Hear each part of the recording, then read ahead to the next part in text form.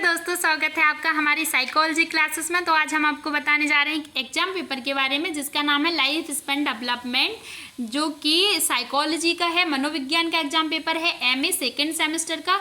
और ये जो एग्जाम पेपर है वो है 2019 का, 2019 का। ठीक है, तो यहाँ पे चलते हैं, क्वेश्चन जो बताते हैं एनी 5 इसलिए लिखा हुआ है कि यहाँ पे जो 10 क्वेश्चन दिए गए हैं 10 में से आपको कोई 5 करने का, ठीक है ना, करना कंपलसरी है। तो जो एक क्वेश्चन है वो रेगुलर स्टूडेंट के लिए 5 नंबर का है और प्राइवेट स्टूडेंट के लिए 6 नंबर का है। मतलब रेगुलर स्टूडेंट के लिए 5 नंबर और 5 मार्क्स और प्राइवेट स्टूडेंट के लिए 6 मार्क्स का एक है। ठीक है, क्लियर। अब ऐसे ही आपको लॉन्ग आंसर टाइप क्वेश्चन मिलेंगे। और जो एमए का जो सिलेबस होता है उसमें हर एक सब्जेक्ट में, प्रत्येक सब्जेक्ट में जो है यूनिट 5 रहती हैं। ठीक है ना। तो 5 यूनिट्स में से काफ़ी टॉपिक रहते हैं, उनमें से वो आपको प्रत्येक यूनिट से आपको एक answer type, long answer type question मिलेगा, शॉर्ट आंसर टाइप क्वेश्चन मिलेगा। ठीक है, तो आपको करना होता है। अब हम आपको बताएंगे यहाँ पे जो रेगुलर स्टूडेंट होते हैं उनके लिए लॉन्ग आंसर टाइप क्वेश्चन जो रहता है वो 12 नंबर का इस पेपर में है और जो 14 नंबर का प्राइवेट स्टूडेंट के लिए। अब बाकी आपकी यूनिवर्सिटी और कॉलेज डिपेंड करता है कि वो आपको किस तरीके का एग्जाम पेपर देते हैं और कितने नंबर का क्वेश्चन कौन सा देते हैं। ठीक है, तो इस तरीके से आप देखिए जो इतने एग्जाम पेपर थे इनमें तो इसी तरीके का दिया गया था 5 और 12। ठीक है, अब यहाँ पर रेगुलर स्टूडेंट जो होते हैं उनकी इंटरनल असाइनमेंट होती हैं। प्रत्येक सब्जेक्ट का एक असाइनमेंट होता है 15 नंबर का, 15 मार्क्स का। तो 85 नंबर का उनका ये एक्सटर्नल एग्जाम पेपर होता है। ठीक है ना।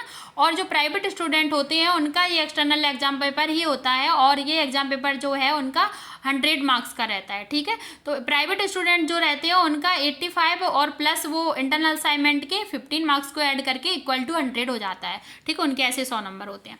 तो अब आप देखिए यहाँ पे मनोवैज्ञानिक दृष्टि से विकास के अर्थ को स्पष्ट कीजिए, पहला क्वेश्चन है। दूसरा क्वेश्चन है आत्म प्रत्यय को परिभाषित कीजिए। तीसरा क्वेश्चन है संवेगों के नियमन से क्या अभिप्राय है। ठीक है, नेक्स्ट क्वेश्चन है संवेगात्मक संतुलन से क्या अभिप्राय है। नेक्स्ट क्वेश्चन है पियाजे के विकास के सिद्धांत की पूर्व संक्रियात्मक अवस्था का वर्णन कीजिए। नेक्स्ट क्वेश्चन है एरिक्सन के अहम पहचान के प्रत्यय की व्याख्या कीजिए। नेक्स्ट क्वेश्चन है पालक अभिवृत्ति का अर्थ बताइए। ठीक है ना। नेक्स्ट क्वेश्चन है विद्यालय वातावरण के विभिन्न पक्ष कौन कौन से हैं। अब ये जो पेज है रिपीट हो गया है तो इसलिए हाँ, नेक्स्ट क्वेश्चन ये था किशोरावस्था को परिभाषित कीजिए। ठीक है, और इसमें नेक्स्ट क्वेश्चन है एल्जाइमर्स रोग क्या है।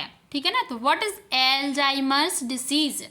ठीक है, इकाई फर्स्ट। अब आप यहाँ पे देख सकते हो यूनिट फर्स्ट जो लिखा हुआ है, यूनिट फर्स्ट का जो क्वेश्चन है वो आप देख सकते हैं। ये लॉन्ग आंसर टाइप क्वेश्चन है जो मैंने बताया था कि 12 नंबर का और 14 नंबर का, मतलब 12 और 14 नंबर का मार्क्स का क्वेश्चन होता है। ठीक है, तो यहाँ पे आप देख सकते हैं व्यक्तित्व के अर्थ को स्पष्ट कीजिए। व्यक्तित्व विकास को प्रभावित करने वाले मुख्य सामाजिक कारक कौन कौन से हैं। ठीक है, और नेक्स्ट क्वेश्चन है अथवा में जो दिया गया है वो देखिए, एक बालक में आत्म प्रत्यय का विकास किस प्रकार होता है, इसके विकास को प्रभावित करने वाले प्रमुख कारकों की विवेचना कीजिए। तो इस तरीके से जो है ओ आर करके दिया जाता है अथवा में आपको जो है। तो इस तरीके से यहाँ पे आप देख सकते हैं कोष्टक में OR लिखा रहता है इंग्लिश मीडियम के बच्चों के लिए। अब आप देखिए यहाँ इसका मतलब ये होता है, अथवा का मतलब ये होता है कि आपको किसी एक क्वेश्चन में से, इन दोनों में से किसी एक क्वेश्चन में से आपको कोई एक ही करना है। ठीक है, इसी तरीके से आते हैं यूनिट 2 पे। यूनिट 2 पे देखिए कौन सा क्वेश्चन पूछा गया है यूनिट 2 से। संवेगात्मक कुसमायोजन के अर्थ को स्पष्ट कीजिए। बढ़ी हुई संवेगात्मकता के मुख्य कारणों की विवेचना कीजिए। ठीक है, अब इसके अथवा में आप देख सकते हैं इसके अथवा में कौन सा क्वेश्चन पूछा गया है। वीडियो थोड़ा रोक के रखा है, इंग्लिश मीडियम वाले बच्चे लिख सकते हैं। ठीक है ना, देखिए अब यहाँ पे अथवा में देखिए, अथवा में क्वेश्चन पूछा गया है संवेगात्मक प्रभुत्व के प्रत्यय की व्याख्या कीजिए एवं जीवन में उचित संवेगात्मक विकास के महत्व को बताइए। ठीक है, अब आते हैं नेक्स्ट यूनिट 3 पे। यूनिट 3 से कौन सा क्वेश्चन पूछा गया है वो हम आपको अभी बताएंगे। इंग्लिश मीडियम वाले बच्चे यहाँ पे स्क्रीनशॉट ले सकते हैं, वीडियो रोक के लिख सकते हैं, और हिंदी मीडियम वाले बच्चे भी नोट्स में यहाँ पर जो है आप लिख सकते हैं नोटबुक में अपने में, ठीक है ना। और यहाँ पे देखिए इकाई 3 आ गया यूनिट 3। यूनिट 3 का जो है पियाजे के विकासात्मक सिद्धांत की विस्तृत विवेचना कीजिए। अथवा में कौन सा क्वेश्चन पूछेगा, अथवा में पूछा गया वाइगोत्स्की के सिद्धांत का वर्णन एवं आलोचनात्मक मूल्यांकन कीजिए, ठीक है ना। अब आते हैं नेक्स्ट पे यूनिट 4 पे। तो यूनिट 4 से क्या क्वेश्चन पूछा गया है ये देखते हैं। यूनिट 4 से क्वेश्चन पूछा गया है माता पिता की अभिवृत्ति एवं पारिवारिक संबंध बालकों के विकास को किस प्रकार प्रभावित करते हैं, ठीक है। ये क्वेश्चन जो है पूछा गया है, कौन सा है, यूनिट 4 का है, ठीक है ना। अब यहाँ पे देखते हैं इसके अथवा में कौन सा क्वेश्चन पूछा गया है। इसके अथवा में जो क्वेश्चन पूछा गया है वो ये है, देखिए निम्नलिखित पर संक्षिप्त टिप्पणियां लिखिए, ठीक है। शिक्षक की भूमिका, विद्यालय का वातावरण। तो यहाँ पे लिखा है write short note on the following, role of teacher A में है, और बी में दिया गया है स्कूल एनवायरनमेंट, ठीक है।